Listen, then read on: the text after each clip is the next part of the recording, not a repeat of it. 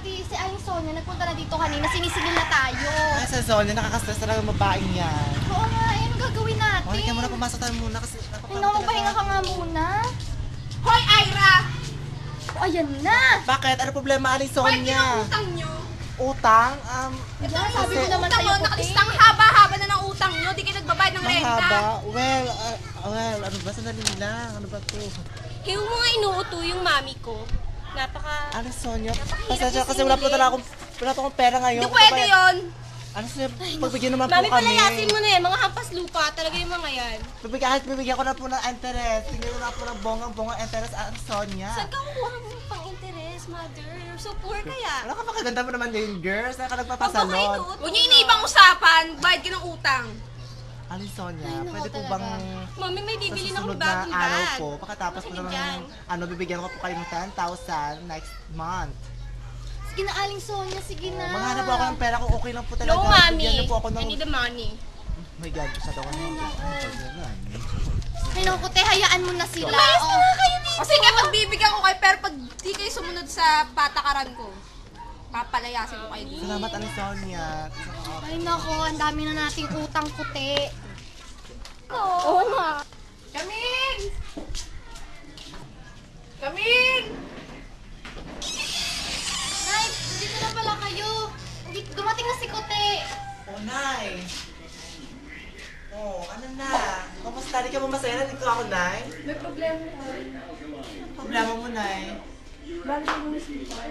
Oh, ano yan sa ospital? Bakit? Ano nangyari? Huwag ka mabibigla. Nay, Diyos ko, buntis kayo, Nay. Diyos ko, sabihin na tatatandaan nyo na. Pabubuntis na kayo, ha? Loko ka talaga. Eh, ano problema? Ano ka mabubuntis? Matagal na patay tatay mo. Oy, may lalaki ka na. Diyos ko, lalaki. Naku, Nay, baka may lalaki ka nga. Lalaki ka na. Aray na, nakakasakit. Ano? Bakit? Ano sakit niya, Nay? Ano ba sakit yan? Leukemia, Nay? Abi. Papatabay Abi. Mahal ka namin lahat, Abi. Mahal ka.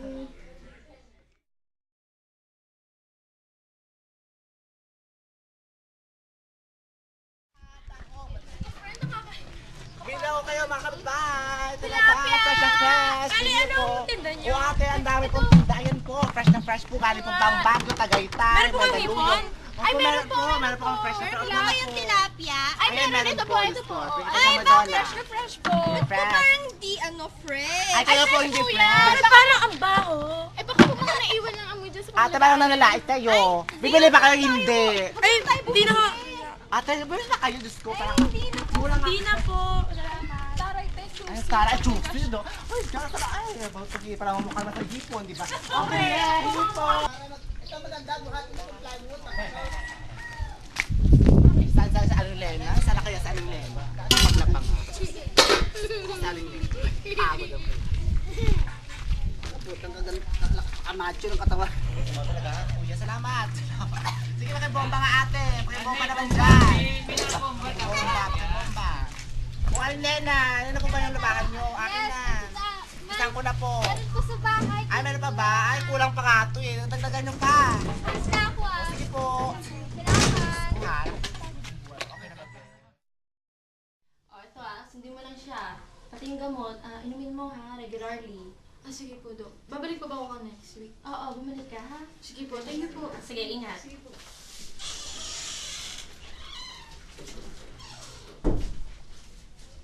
Hello po, Doc. Good morning po. Kami po yung pasyente niyo pong si Abby. Tanong ko lang po kung ano pong klaseng sakit meron po siya. Oh, si Abby. Well, based on our findings, unfortunately, meron po acute lymphoblastic leukemia po ang kapatid niyo po. Well, this is a type of cancer of the blood and of the bone marrow. Ganito yan Usually kasi, our bone marrow, nagpo-produce talaga siya ng mga uniform cells, which are called blasts. Well, itong mga blast na to, nagiging lymphocytes.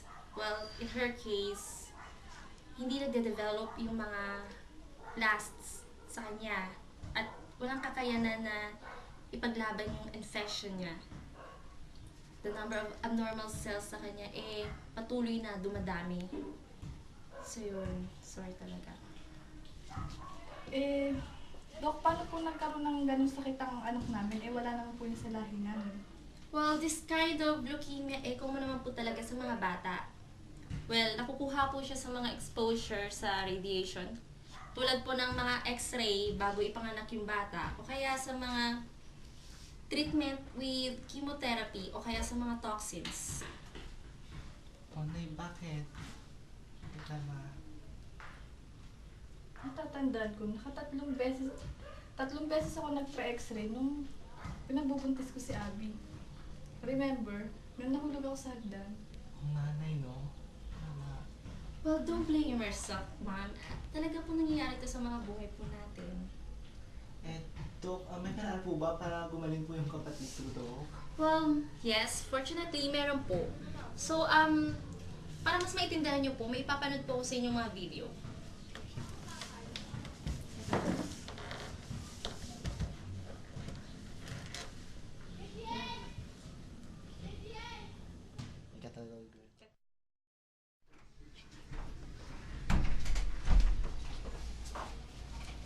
Nay, ayoko na po rito. Gusto ko na pong umuwi.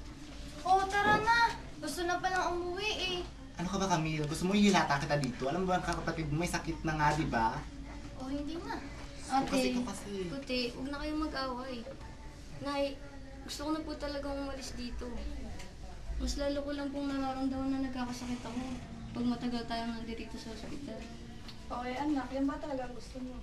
Opo, magiging handa naman po talaga ako anong oras niya ako kunin. Ano ka ba, Abby? Huwag kang magsalita ng ganyan. May ahawa ang Diyos, Abby.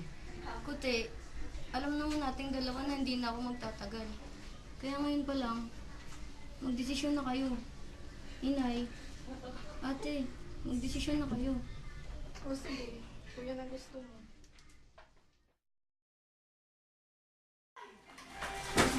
Oh my God, nanay! May magandang balita ako sa'yo, nay! Nanalo ako sa art contest sa bayan! Ayan, nay! O, tingnan mo ko, 10,000, nay! My God! Abby, makakatulong sa'yo. Galing mo naman, Kuti! Oo. Wait lang, may pambayad tayo ng utang. Pakita ko sa inyo yung artwork ko, guys. Sige.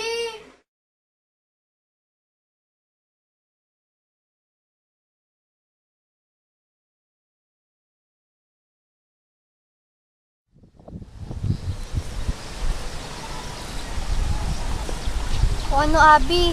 Alis na kami ah. Nagawa ko na yung pangarap mo para sa akin. Oo nga, tsaka anak. Malapit na tayo magkaroon ng sariling bahay. Konting hulog na lang sa atin na yung bahay. Nay, nasa na nga ba si Kote? Ba't wala pa siya dito? Nasaan na nga ba siya? Oh, Nay! I'm here!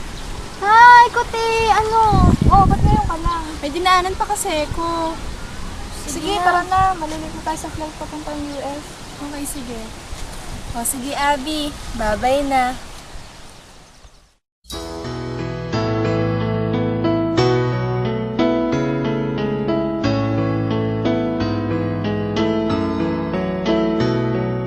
Panapanahon ng pagkakataon, may babalik bang kahapon?